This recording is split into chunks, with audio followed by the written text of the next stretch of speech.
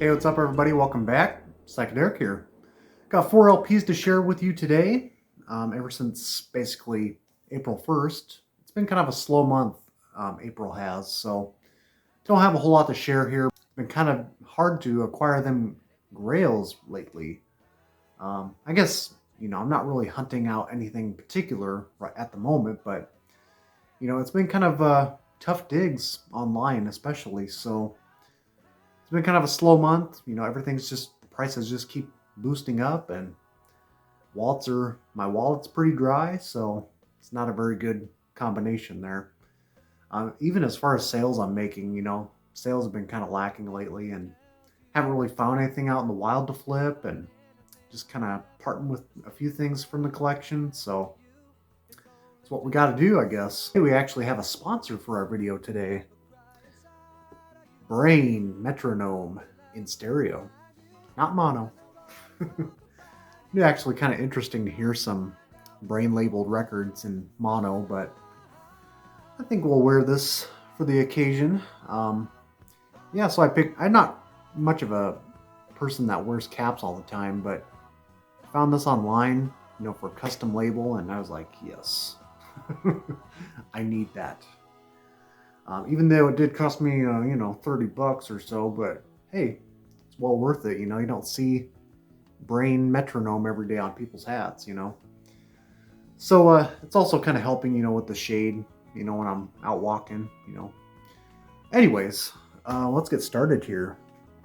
So we're gonna start off with this one. This one's kind of a bummer. Didn't know that picking it up, obviously, but it was a great deal online. I found this for $19 on eBay, which you don't see every day. It's kind of one you don't even see pop up very often, but I knew that I wanted it because I have their debut record, and I spotted this, so I'll talk about it. This is the Rainbow Press with their sophomore album, Sunday Funnies.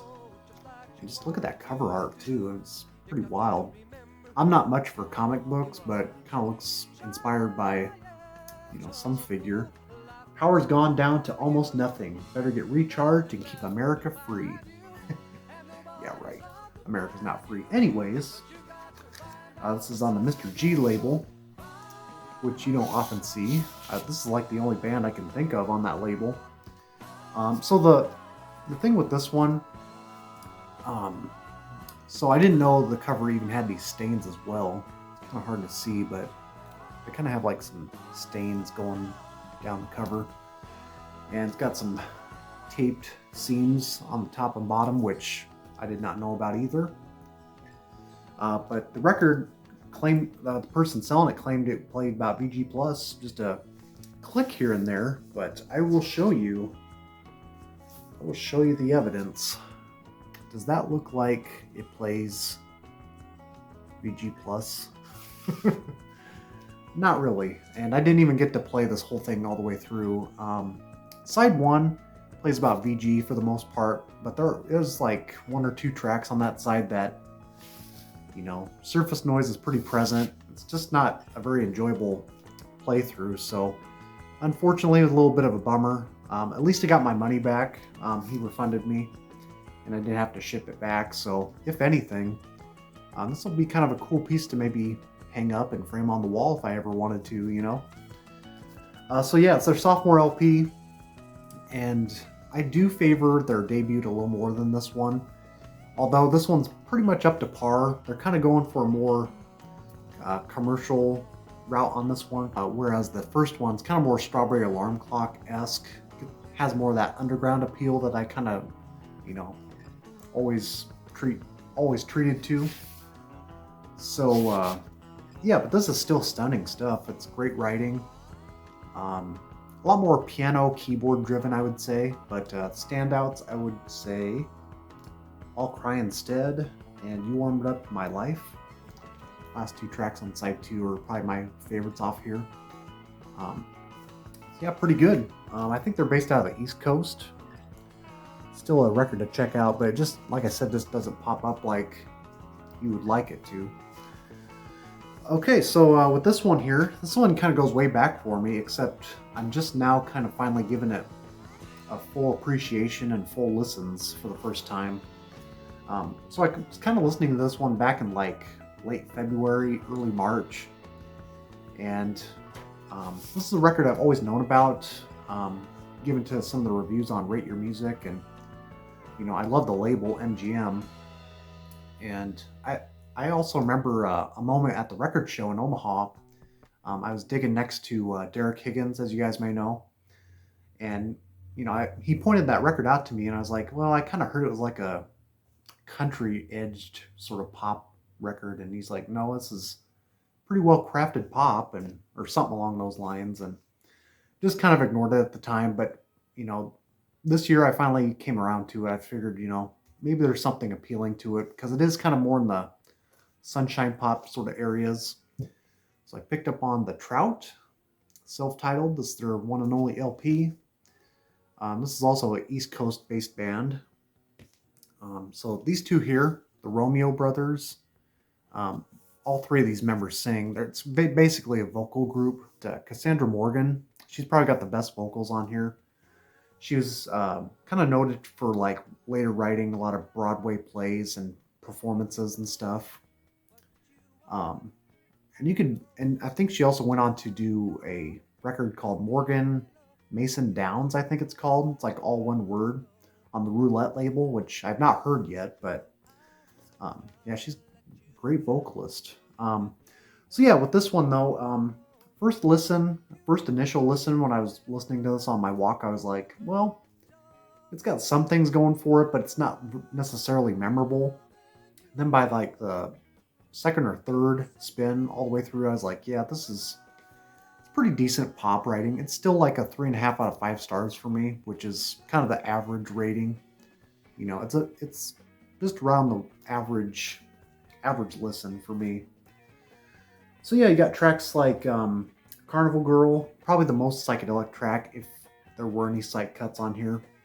You kind of have to go into this record like just fixated on well-crafted 60s pop, and because these guys were not really meant for like the mind-bending scene, or they weren't really going towards that flavor at all. But yeah, very pop rock inspired. I would categorize these guys somewhere in between like Spanky and Our Gang and Kenny Rogers in the First Edition.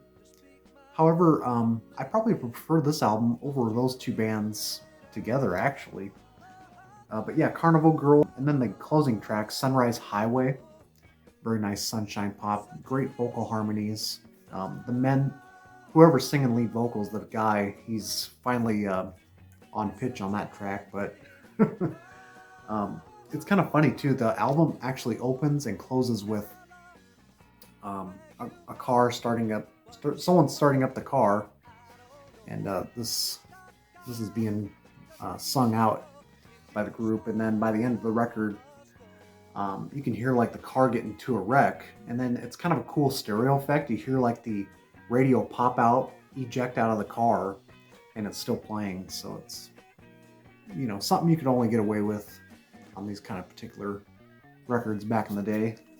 So the Trout, I don't know if I've ever seen anybody else talk about it, but I wouldn't say essential, but it's certainly if you love vocal harmonies and just kind of that kind of flowery pop mixed with maybe just a few jug band elements thrown in, it's pretty tasteful after a while. It's not very clean cut or crisp.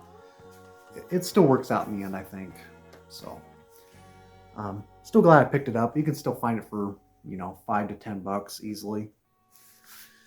Okay, and this is probably the best record out of the bunch, at least for me. This is one I've been wanting for a while. I should show their other album first, which I got back here. So if you guys remember, I shared this record probably about a couple of years ago now, Head in the Sand, by the band Sand, and this came out in like 76, I think. This is kind of more yacht rock inspired. They only did 2 albums. Finally picked up on their debut record, Sand, which I don't think it sold very well, but you still see copies floating around. It's on the Barnaby label, which was like a subsidiary of MGM, if I'm not mistaken. Gatefold cover. It's actually a 2 LP set, but there's only 2 sides to it. And I think the gimmick they're trying to go for here is that depending on like what your record player, however you processed it back in the day, I don't know if they had like automated record players that would just like, continue on to the next one after one side was over or something. But the whole idea, I think, was that, side one you have here, and you got a blank side. And then the same goes for the second one. You have side two and a blank side. Whole idea, I think, was that it's supposed to be like a sandwich. That's what I take from it. I mean, talk about, trying to form this kind of gimmick with the records, and yet, it's going to cost you a little extra with that 2 LP set going in, but must have been worth it. But yeah, just look at that cover art too. It's just like the tastiest sandwich I've ever seen on, like a literal sandwich. It's probably better than, your Egg McMuffins and stuff out there, but yeah, so it's basically sand. Came out in '73, and this is fantastic. I'd probably put this somewhere in like progressive country rock, but yet kind of with a soft rock flair to it. And if those tags kind of distract you, I mean, this is top notch as far as that genre goes. It's kind of like, it's not quite yacht rock, but it's very much leaning towards like what's to come later on in the mid to late 70s. Sort of with that, lots of phasing effects. Got this kind of dreamy slide guitar and stuff like that throughout. Very dreamy, very coastal sounding, and just, it's that cosmic country sound that I love, just by these Cosmic Cowboys, And I also said online too, it's almost like if the Allman Brothers went and did like a soft rock sort of jam band, this is kind of like what the result would be. Because there's a lot of jamming on here, but it's not like the typical jamming you would traditionally think about. They're just very good with their timing, all their scaling abilities on the guitar, and they're just great at it. And it's all like soft rock based. So check it out, Sand. I think this album also came with like a little sticker there. I forget what it said, but it was like in a pail or something that had "We present you Sand" or something along those lines. I think the price is kind of raising on this one as of recently. It's probably, close to 30, 40 bucks now, but it's well worth it. All right, so moving on. So this is the final piece here. This is one that's kind of eluded me for a long time. And speaking of cheapies, this is one that was a cheapie for a long time, but now it's kind of like almost doubling in price. People are wanting like 40 bucks for it, and I didn't really want to go that route. So I always found copies that were just kind of beat up or water damaged. I'm like, who would want to buy these?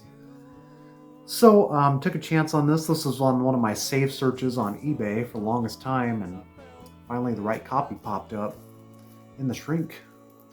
This is the Apple Tree Theater. Still got the price tag on it, 44 cents. And the vinyl's near mint. This is a perfect copy. It's the album called Playback, and this is their one and only LP. However, these are two brothers that were behind this group, although they were backed by several session musicians, including Larry Coryell. But one of the brothers had a solo LP also on Verve Forecast. I think it was like Terry Boylan. So the Boylan brothers. So this is very much based in like, kind of a pop psych movement. Some Baroque elements, some sunshine pop as well. But there's only like literally probably 5 individual tracks on here. Because most part, this has got a lot of different interludes. A lot of them comedically based, theatrical. Again, very Broadway inspired. But it's very enjoyable at the same time. Sometimes those albums get kind of quirky and get kind of, tedious after a while. But, you come back to this one, it's always enjoyable. You always kind of pick something fresh out of it, So if I had to give some highlights, I'd say the 2 best tracks are on side 2. You're the Biggest Thing in My Life. It kind of has a fuzz break in there, which is cool. And then the closing track, What a Way to Go, sounds totally different than the rest of the album. It's kind of folk psych driven, Got very airy, ethereal vocals moving throughout, very floaty. It's a great track. I kind of forgotten about that one. So again, been on the list a long time, but like I said, it's kind of doubling in price, which I don't like. Got this on the bid for 20 bucks. Even though this is a near mint copy, it does have a little bit of a defect on the wax itself, though. Probably see it better like this. So it still plays fine. You just got to watch out for that little outer ridge, you know. So pretty cool record. So as you guys know, my trip's coming up shortly. It's going to be next week. I'll kind of leave it as a surprise. Hopefully I have some footage for you to share all the different perhaps landmarks and different shops I go to, and just the whole journey itself. So until then, thanks for tuning in once again, guys, and we shall see you soon.